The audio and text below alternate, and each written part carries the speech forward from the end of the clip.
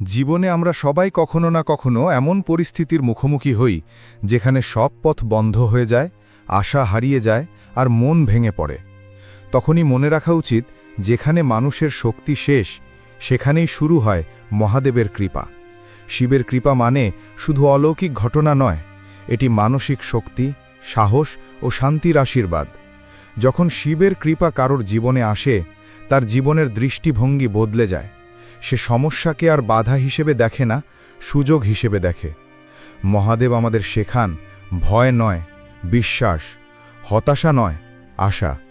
শিব শুধু ভক্তের জীবন পরিবর্তন করেন না, তার অন্তরকে বদলে দেন। যে ব্যক্তি শিবকে হৃদয়ে ধারণ করে সে কখনো একা থাকে না, সে শক্তিশালী হয়, স্থির হয়, ধৈর্য শেখে আর কঠিন সময়েও শান্ত থাকে। শিবের কৃপা মানুষের জীবন থেকে অহংকার, রাগ এবং নেতিবাচকতা দূর করে দেয়।